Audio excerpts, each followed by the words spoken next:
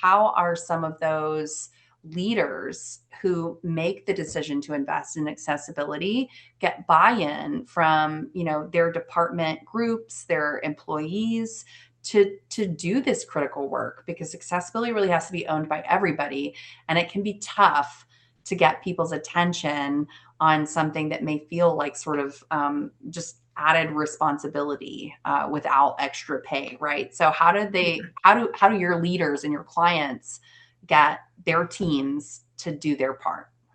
Yeah, this is something I think about and talk about a lot because I think the change management piece and building cultural buy-in for accessibility is so critical to the long-term health of your accessibility plan. You can find the right tools, you can engage the right vendors, but if you're unable to engage your team, your plan is still probably not going to get off the ground. So I really encourage everyone to start with that cultural buy-in. It's something that I hear my customers talk about a lot.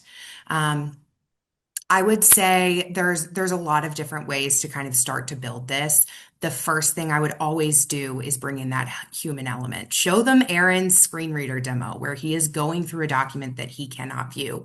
That is really impactful. Those of us who are sighted people don't have experience with screen readers. We don't know what it's like to open a document and not be able to understand what's going on inside of it. So making that real for all the members of your organization, and bringing in that human element, building that compassion is where I think it has to start. From there, there's a lot of different ways that you can kind of pull it in to the rest of your organization. Make sure they have adequate training. Make sure you have ongoing training so they understand accessibility. They understand how to use the tools that you're giving them access to.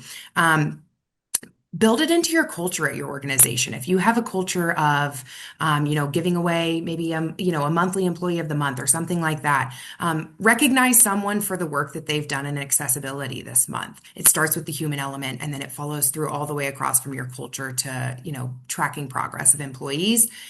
They have a lot on their plates right now. They have a lot going on. Government employees, I've never met a single government employee whose job description was actually just the job description they were given when they were hired. They do a lot of different things. They wear a lot of different hats. And this is certainly, another tool to learn and another skill set to understand, but it's really valuable in the world that we live in today.